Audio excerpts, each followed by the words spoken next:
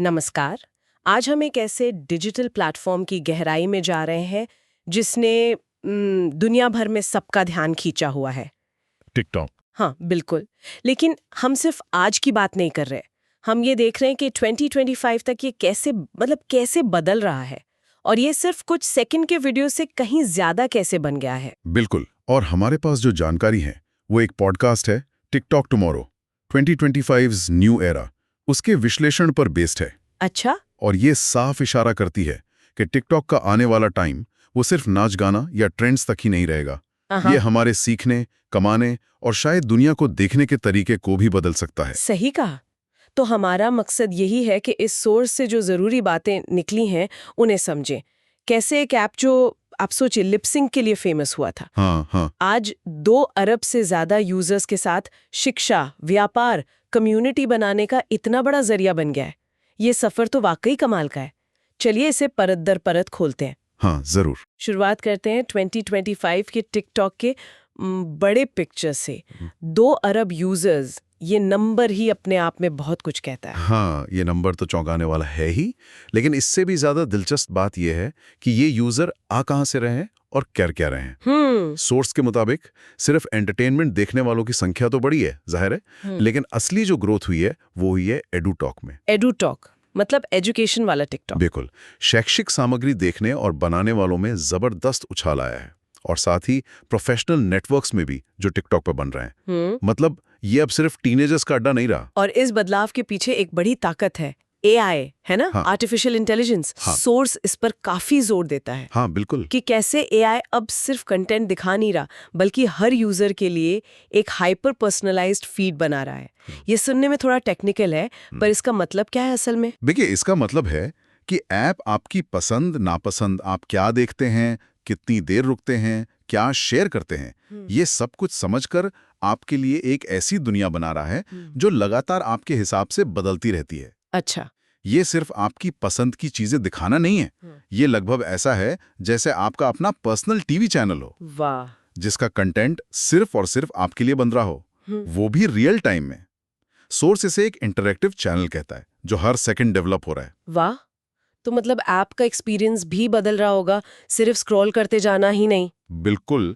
Interface में भी बड़े बदलावों का जिक्र है सोर्स में। आप सोचिए कि आप ऐप के अंदर ही अलग अलग मोड में स्विच कर सकते हैं। मोड? जैसे एक टैप किया और आप एंटरटेनमेंट फीड से निकलकर सीधे लर्निंग सेक्शन में चले गए। हाँ। फिर शॉपिंग मोड में चले गए, या फिर ताजा खबरों पर नजर डाल ली। अरे वाह। ये एक ही ऐप में कई ऐप्स को समेटने जैसा है। इससे यूजर ज्यादा देर तक प्लेटफॉर्म पे टिका रहता है ना। यहाँ बात वाकई दिलचस्प हो जाती है। वो जो फेमस फॉर यू पेज है, जिसके एल्गोरिदम की इतनी बातें होती हैं, हाँ। वो अब सिर्फ एक फीड नहीं रहा। सोर्स के मुताबिक ये हर यूजर के लिए एक क्यूरेटेड टीवी नेटवर्क जैसा बन गया है। अपनी पसंद की प्रोग्रामिंग अपने टाइम पर। ये तो कंटेंट देखने का पूरा तरीका ही बदल देता है। निश्चित रूप से। और ये बदलाव सिर्फ कंटेंट देखने वालों तक ही नहीं है, इसने कंटेंट बनाने वालों के लिए, मतलब क्रिएटर्स के लिए संभावनाओं का एक नया यूनिवर्स खोल दिया है, खासकर जब बात कमाई की आती है। हाँ, क्रिएटर इकोनॉमी, इस पर तो बात करनी ही पड़ेगी। सोर्स बताता है कि 2025 तक टिकटॉक पर कमाई के जो तरीके हैं उनमें जबरदस्त इजाफा हुआ है। बहुत ज्यादा। इसमें एआई का फिर से बड़ा रोल है, खासकर क्रिएटर मार्केटप्लेस में। ये मार्केटप्लेस क्या चीज है? ये एक बहुत ही स्मार्ट सिस्टम है। देखिए, पहले ब्रांड्स को सही इन्फ्लुएंसर ढूंढने में काफी मेहनत लगती थी ना। हाँ, मुश्किल होता था। लेकिन अब सोर्स के अनुसार ये जो एआई वाला मार्केटप्लेस है, ये ऑटोमेटिकली ब्रांड्स को उन क्रिएटर्स से मिलाता है जिनका कंटेंट, जिनकी ऑडियंस, जिनका एंगेजमेंट रेट, वो सब ब्रांड के कैंपेन के लिए सबसे सही बैठता है। अच्छा, मतलब एआई ही मैच मेकिंग कर रहा है। हाँ, बिल्कुल। ये सिर्फ एक लिस्टिंग नहीं है, ये एक इंटेलिजेंट मैच मेकर है। इससे क्रिएटर्स और ब्रांड्स दोनों के लिए प्रोसेस बहुत आसान और तेज हो गया है। तो इसका सीधा असर क्रिएटर्स की कमाई पर पड़ रहा होगा, जाहिर है। बिल्कुल। सोर्स इशारा करता है कि कई इन्फ्लुएंसर्स के लिए टिकटॉक अब सिर्फ शौक या साइड इनकम नहीं, बल्कि फुल टाइम करियर बन चुका है। सच में? जी हाँ। वो शॉर्ट फॉर्म वीडियो एड से, इंटीग्रेटेड शॉपिंग फीचर से, जिस पर हम अभी आएंगे, स्पॉन्सर्ड लाइव स्ट्रीम्स और वर्चुअल इवेंट से अच्छी खासी कमाई कर रहे हैं। ये प्लेटफॉर्म एक पूरी इकोनॉमी को पावर दे रहा है। आपने इंटीग्रेटेड शॉपिंग का जिक्र किया है, इसका मतलब क्या है? क्या वीडियो देखते देखते ही शॉपिंग? हाँ, बिल्कुल यही। सॉस बताता है कि ये फीचर 2025 तक बहुत कॉमन हो गया है। आप कोई फैशन वीडियो देख रही हैं और स्क्रीन पर टैप करके वही ड्रेस सीधे खरीद सकती हैं, ऐप छोड़ने की जरूरत ही नहीं। अरे वाह।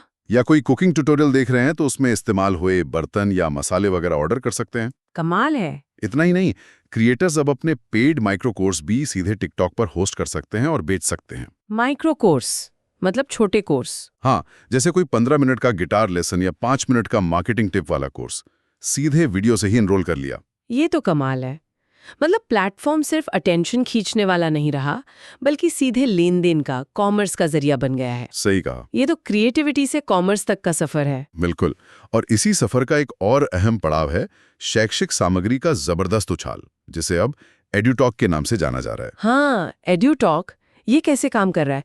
मतलब क्या सीख रहे हैं लोग? ये वाकई एक क्रांति जैसा है।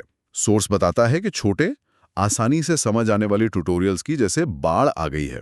लोग टिकटॉक पर सिर्फ एंटरटेनमेंट नहीं कर रहे, बल्कि नई स्किल सीख रहे हैं। जैसे कि? जैसे कोडिंग की बेसिक बातें, मान लीजिए पाइथन, ग्राफिक डिजाइन के टिप्स, फटाफट बनने वाली रेसिपीज, कोई नई भाषा सीखने के छोटे छोटे लेसन, सब कुछ छोटे आकर्षक वीडियो फॉर्मेट में। क्या ये वाकई असरदार है? मतलब क्या लोग सच में टिकटॉक से सीख रहे हैं या ये सिर्फ टाइम पास है? सोर्स तो यही दावा करता है। रोजाना छोटे और तेज डेटा टिप्स, साइंस फैक्ट्स या हिस्ट्री हैक्स वायरल हो रहे हैं। अच्छा। ये जो पारंपरिक लंबे लेक्चर या मोटी मोटी किताबें होती हैं, उनसे बिल्कुल अलग है। जानकारी को छोटे यादगार हिस्सों में बांटा जाता है। इससे उसे समझना और याद रखना आसान हो जाता है। ये बात तो है। सोर्स का तो यहां तक कहना है कि इस फॉर्मेट की वजह से जानकारी को याद रखने की दर यानी रिटेंशन रेट वो पारंपरिक तरीकों से कहीं ज्यादा है। अगर हम इसे बड़ी पिक्चर से जोड़ें तो इसका असर एजुकेशन सिस्टम पर भी पड़ रहा होगा। हाँ, और ये काफी महत्वपूर्ण बात है। सोर्स एक दिलचस्प ट्रेंड की ओर इशारा करता है। क्या? कि यूनिवर्सिटीज और जो दूसरे शिक्षण संस्थान हैं, वो अब स्टूडेंट्स तक पहुंचने के लिए टिकटॉक क्रिएटर्स के साथ पार्टनरशिप कर रहे हैं। अच्छा, यूनिवर्सिटीज भी? जी हाँ, वो मुश्किल टॉपिक्स को समझाने के लिए टिकटॉक के फॉर्मेट का इस्तेमाल कर रहे हैं, कैंपस लाइव दिखा रहे हैं, एडमिशन की जानकारी दे रहे हैं। ये सीखने और सिखाने के पुराने तरीकों को चैलेंज कर रहा है और ज्ञान को ज्यादा, आप कह सकती हैं, डेमोक्रेटिक बना रहा है। ये तो काफी सकारात्मक पहलू हुए, लेकिन इतने बड़े पैमाने पर जब कोई प्लेटफॉर्म फैलता है तो चुनौतियां भी साथ आती हैं, है ना? बिल्कुल। खासकर जब बात यूजर डेटा, प्राइवेसी और नियमों की हो। सोर्स इस बारे में क्या कहता है? ये हमेशा एक बड़ा मुद्दा रहता है। ये पूरे सोशल मीडिया इकोसिस्टम की चुनौती है असल में। तो क्या कुछ बदल रहा है? मतलब क्या नए नियम या स्टैंडर्ड्स आ रहे हैं? सोर्स के अनुसार हाँ, 2025 तक दुनिया भर की सरकारें ज्यादा सख्त हुई हैं, नए मानक लागू किए जा रहे हैं। कैसे मानक? ऐसे मानक जो टिकटॉक जैसे बड़े प्लेटफॉर्म्स को मजबूर कर रहे हैं कि वो अपने एल्गोरिदम्स कैसे काम करते हैं और वो डेटा कैसे इकट्ठा करते हैं, इस बारे में ज्यादा ट्रांसपेरेंट हो, ज्यादा खुलकर बताएं। अच्छा। उन्हें बताना पड़ रहा है कि वो कौन सा डेटा लेते हैं, उसका इस्तेमाल कैसे करते हैं और यूजर्स को उस पर कितना कंट्रोल है। यहाँ ये बताना जरूरी है कि हम सिर्फ सोर्स में दी गई जानकारी शेयर कर रहे हैं, किसी पॉलिटिकल स्टैंड का समर्थन नहीं कर रहे हैं। बिल्कुल। और क्या सिर्फ डेटा प्राइवेसी ही मुद्दा है? कंटेंट को लेके भी कुछ नियम होंगे, जाहिर है। बिल्कुल। सोर्स सख्त क्षेत्रीय सामग्री विनियमन का जिक्र करता है, स्ट्रिक्ट रीजनल कंटेंट रेगुलेशन। इसका क्या मतलब हुआ? इसका मतलब है कि टिकटॉक को अलग अलग देशों और संस्कृतियों के हिसाब से अपने कंटेंट मॉडरेशन नियमों को बदलना पड़ रहा है, एडजस्ट करना पड़ रहा है। जो कंटेंट एक देश में ठीक है, वो शायद दूसरे में बैन हो। ये प्लेटफॉर्म के लिए कॉम्प्लेक्स चैलेंज है। साथ ही सोर्स ये भी कहता है कि यूजर भी अब पहले से कहीं ज्यादा जागरूक हो गए हैं। हाँ, ये तो है। लोग अपने डेटा को लेकर ज्यादा सवाल पूछ रहे हैं और अपनी प्राइवेसी सेटिंग्स को लेकर ज्यादा अलर्ट हैं। इतनी जांच पड़ताल और नियमों के बीच क्या टिकटॉक का यूजर बेस, उस पे असर पड़ा है? क्या लोगों का भरोसा कम हुआ है? दिलचस्प बात यह है कि सोर्स का दावा है कि इन चुनौतियों के बावजूद टिकटॉक का समुदाय लगातार बढ़ रहा है और फल फूल रहा है। ऐसा क्यों? सोर्स इसका कारण बताता है प्लेटफॉर्म द्वारा दी जाने वाली ज्यादा पारदर्शी अपडेट्स और यूजर्स को दिए जाने वाले ज्यादा कंट्रोल ऑप्शंस, जैसे ऑप्ट इन फीचर्स वगैरह। उनका मानना है कि इससे यूजर्स का विश्वास बना हुआ है। हालांकि ये सोर्स का अपना आकलन है और इस पे अलग अलग राय हो सकती है। ठीक है, तो ये तो हुई आज की और आने वाले कल की बात। लेकिन अगर हम और आगे देखें, थोड़ा भविष्य में झांकें, तो टिकटॉक किस दिशा में जाता दिख रहा है? सोर्स भविष्य की किन संभावनाओं का जिक्र करता है? सोर्स कुछ बहुत ही रोमांचक दिशाओं की ओर इशारा करता है। एक बड़ा ट्रेंड है वीडियो बनाने में एआई का और भी गहरा रोल। बनाने में भी? हाँ, सोचिए एआई जो न सिर्फ आपके लिए वीडियो ढूंढे बल्कि उन्हें बनाने में भी आपकी मदद करे, शायद स्क्रिप्ट लिखने में या एडिटिंग में। अरे वाह! इसके अलावा रियल टाइम एआर फिल्टर्स का जिक्र है, ऑगमेंटेड रियलिटी, जो और ज्यादा इंटरैक्टिव और मजेदार होंगे। और तो और इन्फ्लुएंसर्स के डिजिटल अवतार भी देखने को मिल सकते हैं। डिजिटल अवतार मतलब कार्टून जैसे? हाँ, या ज्यादा रियलिस्टिक, जो शायद लाइव स्ट्रीम करें या कंटेंट बनाएं। ये बिल्कुल भविष्य की बात लगती है ना? हाँ बिल्कुल। और क्या टेक्नोलॉजी इंटीग्रेशन की भी बात है, जैसे दूसरी टेक्नोलॉजीज के साथ मिलना? हाँ, इंटीग्रेशन यानी घुलना मिलना एक बड़ा थीम है। सोर्स बताता है कि TikTok live streaming, immersive commerce ये क्या है? मतलब खरीदारी का ऐसा अनुभव जो ज्यादा रियल लगे, ज्यादा जुड़ावा महसूस हो। शायद 3D में प्रोडक्ट्स देखना या वर्चुअल ट्राई ऑन। अच्छा। और शायद VR यानी वर्चुअल रियलिटी कंटेंट के साथ भी टिकटॉक और ज्यादा घुल मिल सकता है। जरा सोचिए कि आप अपनी फॉर यू फीड को स्क्रॉल नहीं कर रही हैं, बल्कि एक वर्चुअल स्पेस में उसे अनुभव कर रही हैं, या किसी क्रिएटर के लाइव कॉन्सर्ट को VR हेडसेट लगाकर अटेंड कर रही हैं। ये सोचना ही कितना रोमांचक है।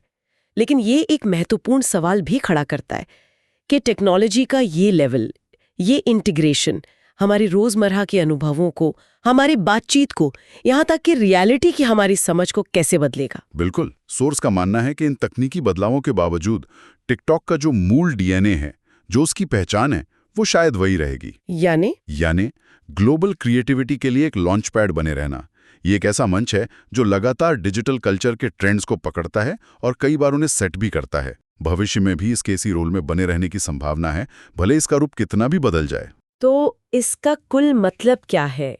अगर हम आज की चर्चा को समेटें तो 2025 का टिकटॉक सिर्फ एक एंटरटेनमेंट ऐप नहीं है। बिल्कुल नहीं। ये एक जटिल मल्टी डायमेंशनल प्लेटफॉर्म बन चुका है जो शिक्षा, कॉमर्स, कम्युनिटी बिल्डिंग और पर्सनल एक्सप्रेशन को एक साथ ला रहा है।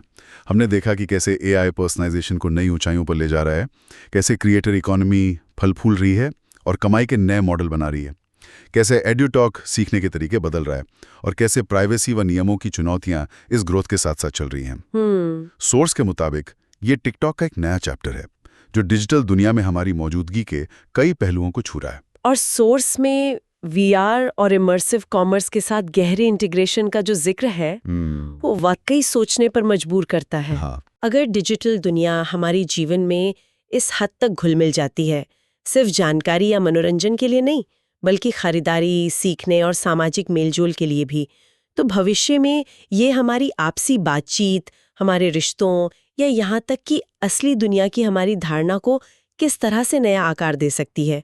ये एक ऐसा सवाल है जिस पर शायद हम सबको सोचना चाहिए।